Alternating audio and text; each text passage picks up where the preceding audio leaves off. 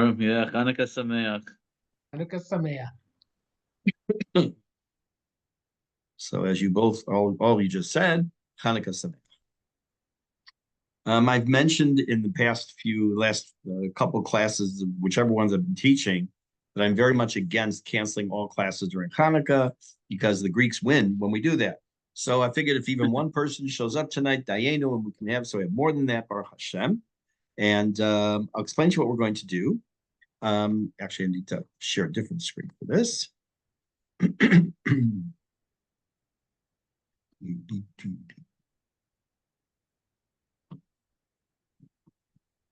Okay.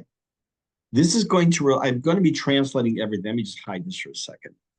I'm going to translate everything. All the text is in Hebrew and or Aramaic. I'm going to read and translate because it's more about what I'll talk about, less so much about what's written.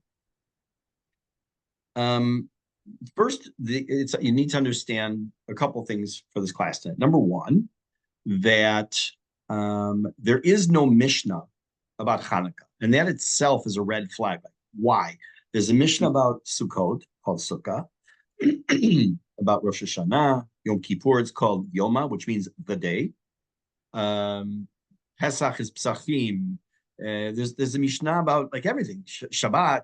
So why Hanukkah is it not mentioned? It's mentioned in 2 or 3 places in Mishnah, but as far as like a Masechet, like an actual section of the Mishnah, when Rabbi Yehuda Nasi set it up, why did he not include that in the Mishnah? Why isn't there a separate section?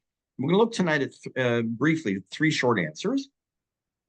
Where is it though? Where are the halachot? We know that the Gemara discusses it, and the Mishnah doesn't. So the Gemara discusses it in Masechet Shabbat, and the reason may or may not be obvious. It's in the 2nd chapter in the Masechet Shabbat, and that chapter is somewhat famous because on Friday night at davening we read the Mishnah of the 2nd chapter, Mishnah of the 2nd chapter called Bameh Madlikin, and it discusses what you can and cannot use for oils and for wicks on for the Shabbat candles. So in Kvar, if already they're talking about the whole idea of wicks and oils and what you can and can't use, that's why the editors of the Gemara put that in Masechet Shabbat. Okay, very nice. So we don't know yet why there's no Mishnah. We're going to take a look at that in a second. But we do know that it makes sense that the Gemara discusses it in Masechet Shabbat. So that'd be the first question we're going to deal with, is why? Why is there no Mishnah? The second question is not really a question, but I'm going to go through small sections of the Gemara. Some of them are well-known, some less well-known. The purpose isn't for me to teach you the Gemara. The purpose is to read the Gemara and then to go a little bit deeper in some of the ideas that are, I don't want to say hidden, but maybe less known. So we'll start off with the first question. I'm going to read it and I'll translate. The question is, as I said, Madua in Masechet Chanukah b'Mishnah. Why is there no special, we call in English a tractate? I'm not exactly sure what that means, but why is there no Masechet or tractate called Chanukah? So it tells us in the first couple lines something I already told you, which is that Ner Chanukah, the whole concept of lighting Chanukah lights, is dealt with in Masechet Shabbat. And the question, of course, is where do you see this little question mark? Why there is no Masechet Shabbat? So let's talk about it over here. The first answer is by a man named Rabbi Avraham, who was the son of the Vilna Gaon. Now, I cannot tell you that he is the only one that says this, but it's the only person I've ever seen who says it. There could be others who say this. I think it's a little bit of a stretch, but who am I to say? So this is he says, I heard from my father, the Vilna Gaon, the Gra, Now, let me explain to you what is these Masechtot Ktanot. If you have a whole set of Shas, of Gemara at home, you will notice that if you take a look at the end of, I think it's Sanhedrin, but I don't remember for sure, you'll have at the end what I call Masechtot Ktanot. Like there's something called Masechet Derech Eretz, how you act. Masechet Sofrim, a whole bunch of things. He said that the Vilna Gaon evidently said that there was a time when there was a small Masechet called Chanukah. I'm over here now. L'tzarenu, Masechet zo avdat kechol hanireh. It seems that this Masechta, this particular tractate called Chanukah, got lost. It just disappeared. That's one possibility. And that's why evidently there was a Masechta like that, and now there isn't. There's another two answers that are fairly similar. Khatam Sofer tells us a different answer. Kol mitzvah shayu regilim ba lo nechtava b'mishnah. Any mitzvah that was something that day in and day out they knew about it, and it was a special mitzvah to them, especially if it wasn't day in and day out, but it was infrequent, they would not be written up as a Mishnah. He gives an example. Lo katuv b'mishnah shetzarich likro kriyat Shema ba'erev. We know there's no Mishnah that says you have to read Shema. What does the Mishnah start off with? It tells us when we have to read it. That's over here. That's the very first Mishnah in Brachot. And since Chanukah is a very special, beloved mitzvah, Am Hayara Gilba, the people were used to doing it. V'yada dineha, and evidently they knew the rules very well. Lachen Rabbi Yehuda Nasi lo hutzarach lichtov et dineha b'mishnah b'derech doma b'mishnah. Nikuda over here. So he says, the Chatam Sofer, the Chasim Sofer says, that it was such a well-ingrained, well-known mitzvah, there was no need to have a separate Mishnah, and it was left to the next generation of the Gemara to give us the rules for future generations. The other answer is the Chida. He says that since the rules of Chanukah are actually mentioned in Megillat Ta'anit, there was a book called Megillat Ta'anit, which dealt with all the different, many holidays and many fast days that we no longer observe. And I use holidays in quotes. But it was evidently listed in Chanukah. Chanukah was listed in there. And at the time when Rabbi Yehuda HaNasi organized the Mishnah, the Megillat Tanit was still around and it wasn't disbanded. Therefore, there was some written text already that dealt with Chanukah. So therefore, he said, the Chida says it was not given its own Masech. Okay, that's just, there's some different possibilities. Maybe there are other possibilities, but I don't want to spend too much time on that because I want to really get into this Gemara.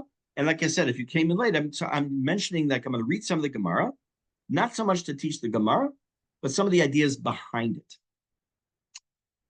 The main source of the halachot of Chanukah and the history of Chanukah is found in Masechet Shabbat, as I said, on Kaf Aleph Amud Bet. It starts on 21b. Just if you have nothing else to do with your life and you wanted to take a look. I'm going to read this and translate. And I'm going to go back to some of these terms that are bolded, and we'll see why. I'm going to go to them. Tanu Rabbanan, our rabbis taught, Mitzvat Chanukah ner ish uveito. The mitzvah of lighting Chanukah lights is a household mitzvah.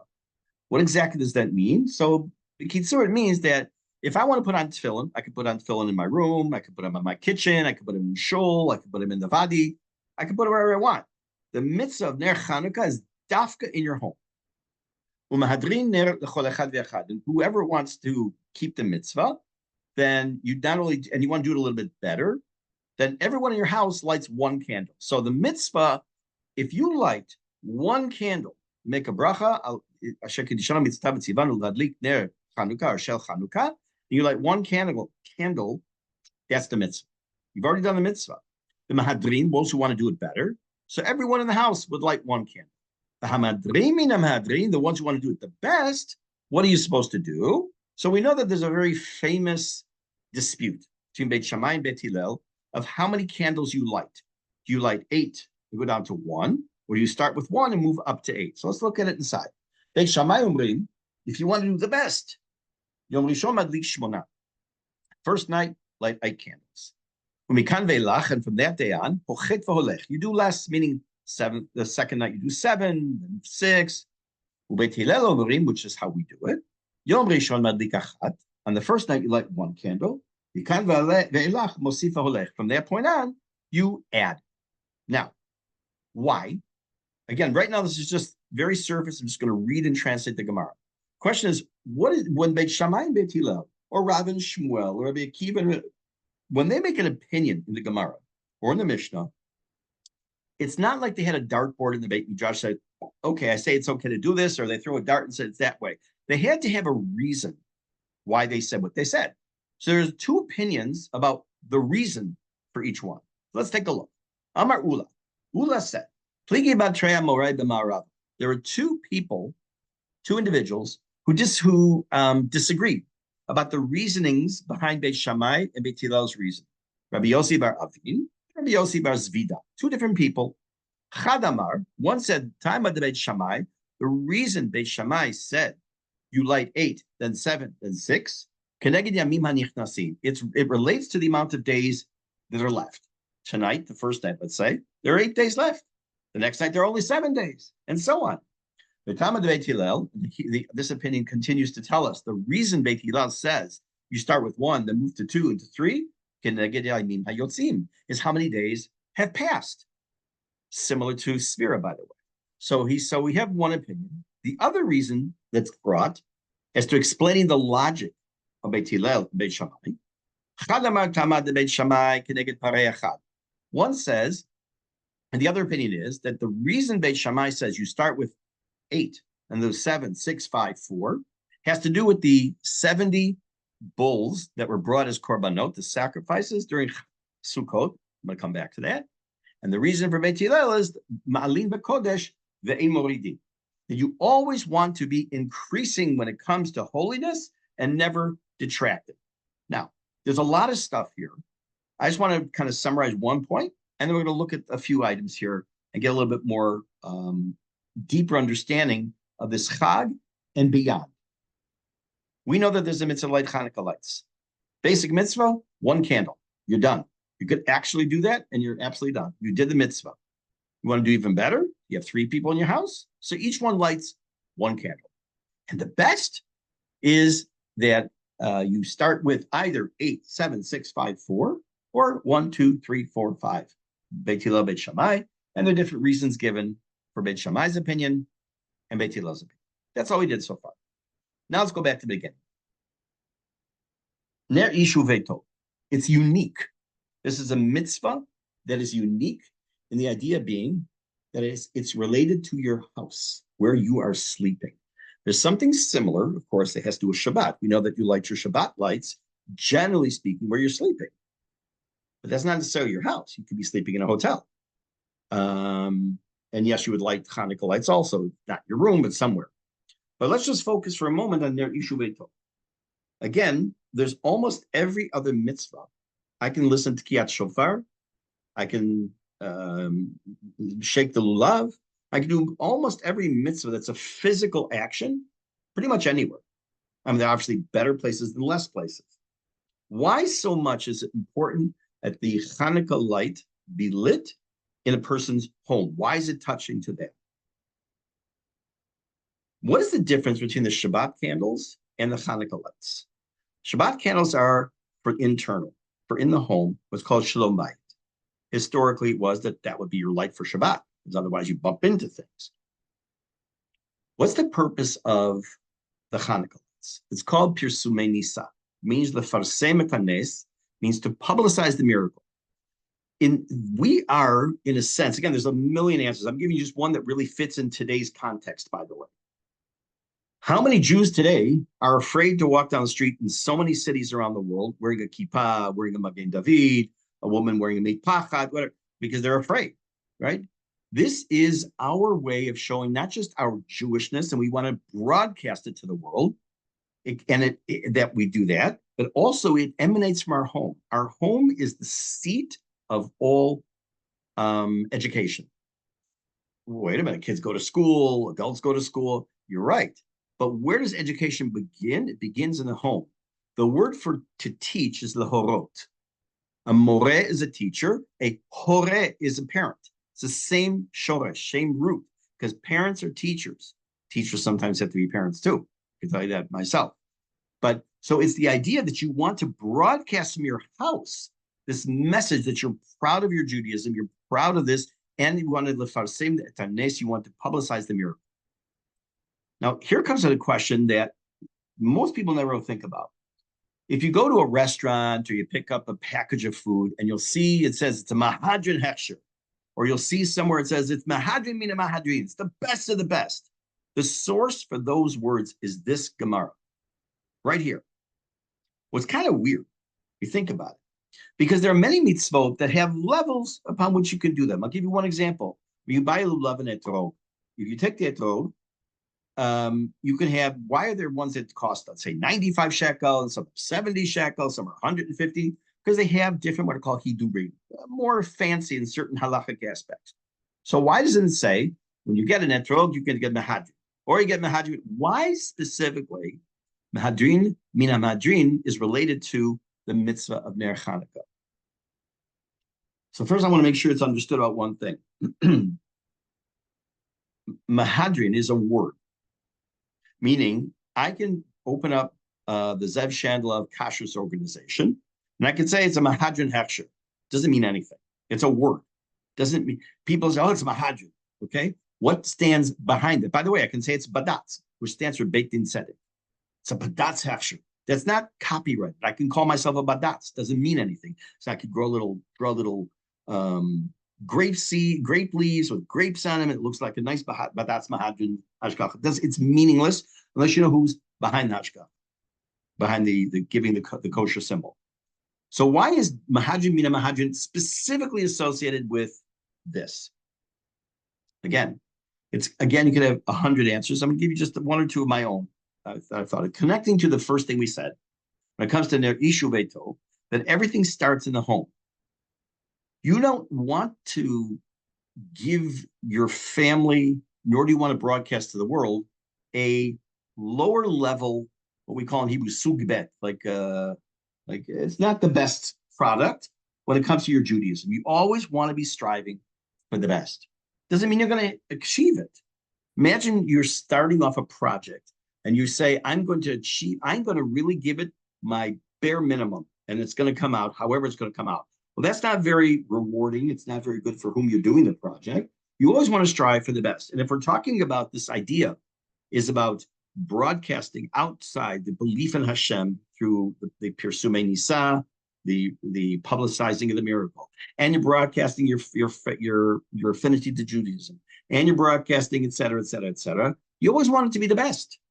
And it starts with this, because the light, the figurative light, and the literal light, all you want to do is to make sure it's the best quality, and it has been borrowed into many, many other areas, especially in the area of halacha, of kashrut, to use that expression.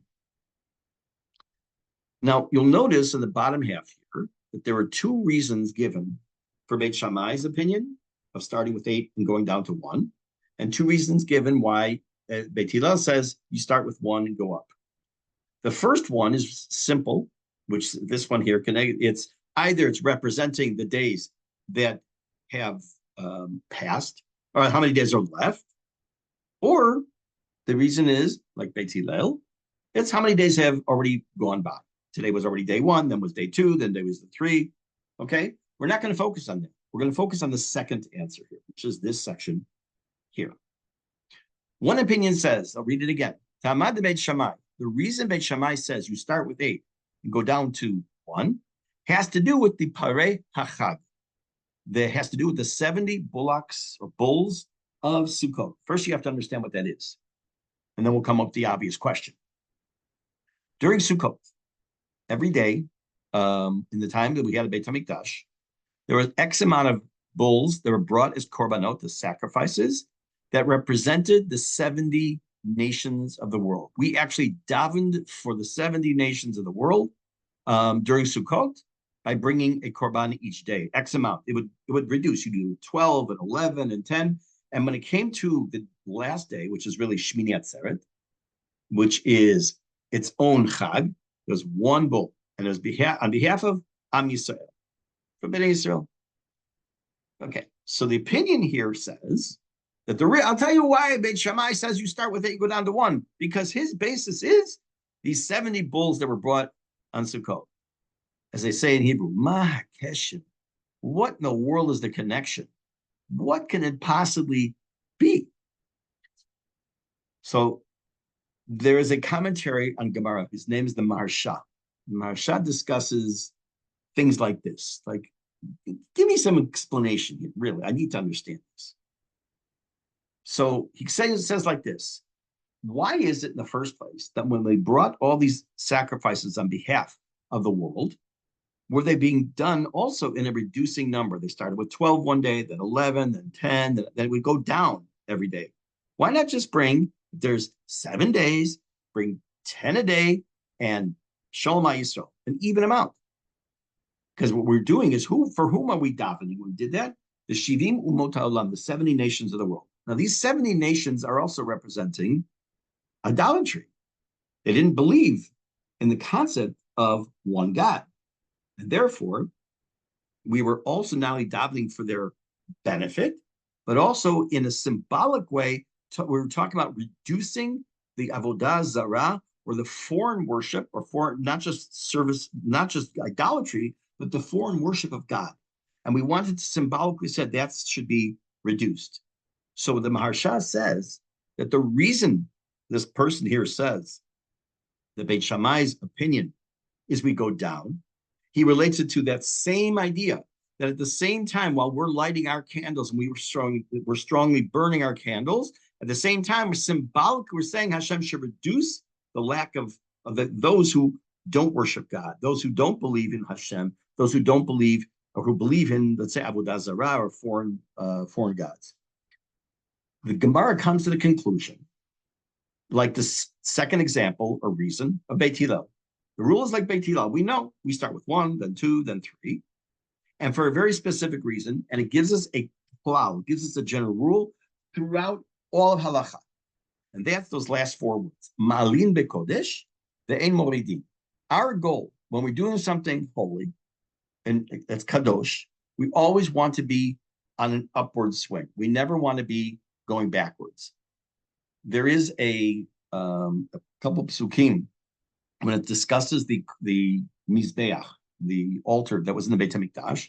It says specifically they built a kevesh, which is a ramp, and that they had a ramp that went up to the mizbeach. The kohanim would go up to bring a korban, and specifically says not stairs. You might think, well, maybe easier to make stairs, just do stairs, because it had to be a kevesh for a few reasons, and one of them symbolically is this: when it comes to walking uphill, it's a little bit difficult. Going downhill, sliding backwards is a lot easier. There's also another thing that has to do with the ramp, and that is you can't stand still. You can't plateau, or you can on stairs. You can start walking up a few stairs and stop. That's where you're going to be. That's where you're going to stand. On a kevesh or a ramp, you're either going up and with effort, or you're sliding backwards very easily.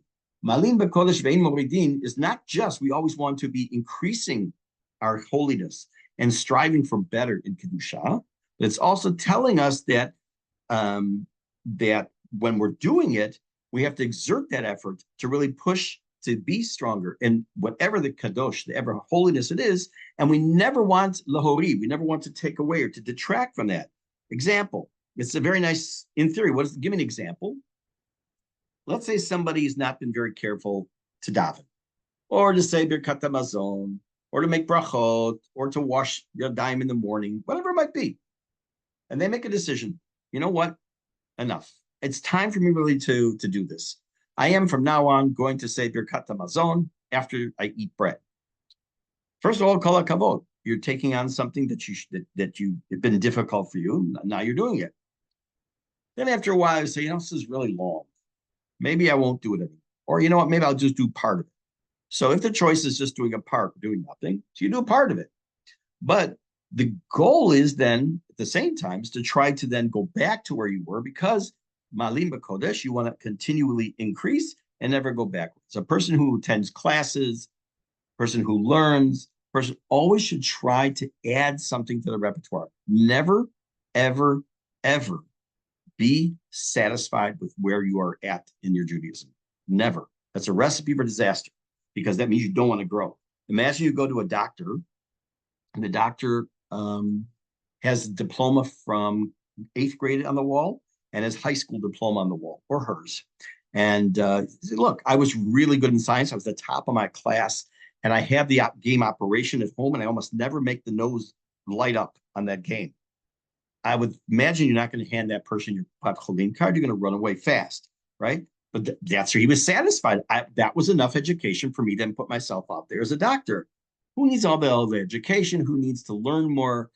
That's exactly why, by the way, even in the non-Jewish world, you have what's called continuing education courses. Like if a person is in medicine, a person's in whatever, almost any field where there's change, you need to stay up with the change. You have to grow. You have to learn more. Always be happy. It's nice to say, look, I finished, I finished a Gemara. That's great. Do more. I learn once a week. I learn Parshat Shavua. Fantastic. Maybe now add learning Rashi on it. Something. Malin b'kodesh ve'in moridin. And again, we get all of this. The idea of Mahadrin, the idea of Malin b'kodesh, all comes from Ner Chanukah. Okay, I'm going to read another paragraph of the Gemara, and we're going to talk about one word that I highlighted here in red. Okay, first let's go through. You all know this story, but we're going to read it anyways. My Chanukah. Gemara asks the basic question: what is Chanukah? The Tana Rabbanan, the rabbis taught the Chafei Chislev Yomei de Chanukah to Manaya Inum. The 25th of Kislev are the days of begin the days of Chanukah. They're 8. You're not allowed to give a hesped when someone dies. You can't give a eulogy, nor are you allowed to fast during these days. Why? When the Greeks, these Assyrian Greeks, entered the Beit HaMikdash, timu kol hashmanim shebehechal. They made the oil that was there ritually impure. And when the house of Hashmonai, the Hashmonaim, went to war and they won, badku, they checked around the Beit HaMikdash. They only had one flask of oil, and it had on it the seal of the Kohen Gadol. Parenthetically, nowhere have I ever seen it. I've heard this from other people too. This is not original. That there was a requirement for there to be a seal of a Kohen Gadol on any of the shemen, but that's neither here nor there. We know there was only enough oil for one day.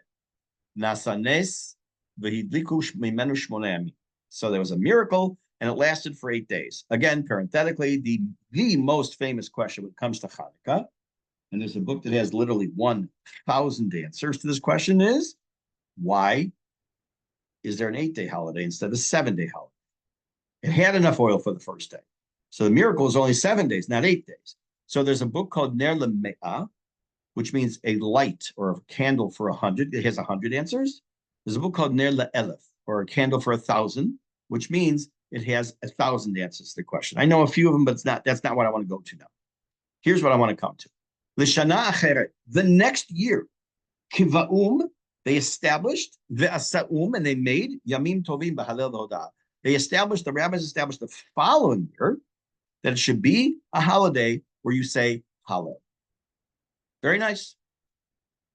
Only one problem. Couple of them. Number one, why did they have to wait a year to do this?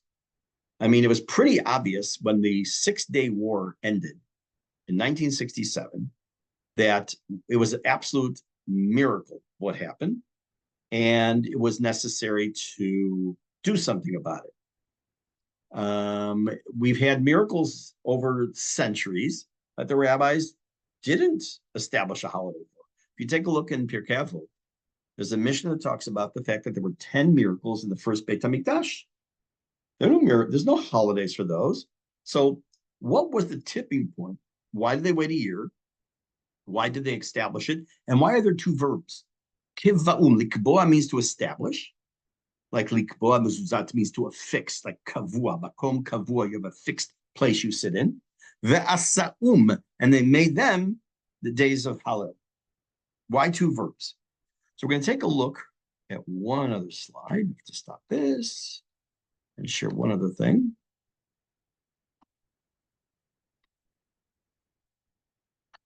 I'm not going to read this whole thing. I'm going to read part of it. Make it a little bit bigger.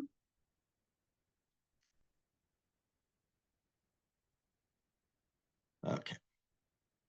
I'm trying to remember who this was. It escapes me for now. Okay, but I'm going to read part of this, and I'll explain to you what it says. And this I know is in Rashi script, so for those of you who have difficulty with that, I'm just going to read and translate. So first it quotes the Gemara. Makshim, they ask, Lama lo kava'um mishna harishona? Why did they not already established during the first year? They saw it as an open miracle. Light was supposed to last for 1 day. It lasts for 8 days. It's a miracle. Why didn't they establish it already? Veneerly, it appears to me, b'siyata dishmaya, with the help of God, b'shana rishona asu chet yamim tovim v'achreach mipnei anisim shenasu behem b'shemen. So they said the first year he says, I'm sure they did something to commemorate 8 days of the miracle. And every day of those original 8 days, when they miraculously saw the oil continue, that day, that immediate, during the actual days of what we now call Hanukkah, he said that each day they had some kind of a celebration. But the next year,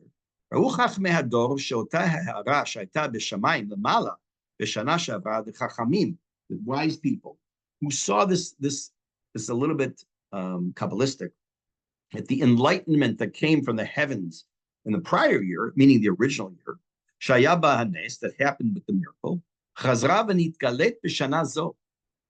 The miracle, this enlightenment from heaven that the rabbis somehow intuited, they saw it come back on the 25th of Kislev the next year. The Havinu, when they understood, listen to this, Shebishamayim kavu yamim ele lo tahara. That it was in the heavens that they had established that this should become days of a holiday every year. So therefore, they too, the rabbis established in this on earth that it should be a holiday. What does this mean? Let's take a look back at the Gemara, at the statement, and I'll put it into context again. He's saying like this: L'shanach. So in the first year, when the miracle took place, he says that every day they did some form of celebration, recognizing like, whoa, this is unbelievable. The candles, the oil is still burning. And the rabbis felt some kind of a spiritual emanation of God's light and saying like, this is like indeed a miracle for you. They thought that was it. The next year, what happened? The rabbis felt, again, how it's Kabbalistic, I can't explain, that the same hara, the same enlightenment from heaven was a reoccurring. And therefore they understood that kavaum, they established it, meaning they in heaven, Hashem's entourage, in quotes, had officially in the Shamayim established this holiday. Va'asaum, and therefore the rabbis made these days of Halal and Hodah. I thought it was I've seen this, actually, I saw this in a couple places. It just escapes me the names of the people who said it. I have to find who it was. I forgot. Okay, one more. Okay. First, we have to, these number 5 and 6 go together in the Gemara. I was going to read it and explain and translate. Amar Rav Kahana said, Darash that Rabbi Natan bar Minyome Mishmei Rabbi Tanchum. They all said in the name Rabbi Tanchum. Ner shel Chanuka, the Chanukiah, shenicha milmala me'asim amah, that you put more than 20 amot tall, or high rather, Sula, doesn't count. His sukkah, uchemavoy, just like a sukkah, for example. If you had a sukkah that is 20 feet, not in the air, but 20 feet high, 20 amot high, each amah is 1.5 feet, and it's psula. It doesn't count anymore. Why? So they all have one thing in common. Is lo shalta ba'ena. What's that mean? Lo shalta ba'ena means that the eye doesn't normally look towards that. What's the purpose of having schach in the sukkah? You're supposed to look at it and think about God's protection, that even though we have this flimsy twigs on the top, God's protecting us. If it's 20 amot high, you don't really see that, and you don't pay attention to it. So it doesn't come into play.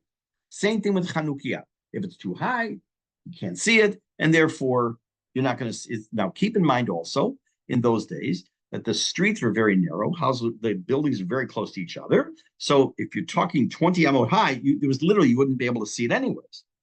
I'm not talking about nowadays where you can easily see from a certain height. The very next line in the Gemara seems completely out of place. Rashi quotes it in the Parsha from a couple of weeks ago. Amar Rav Kahana. This is the same Rav Kahana said the name of Natan ben Yome, who said the name of Rabbi Tana. Same names.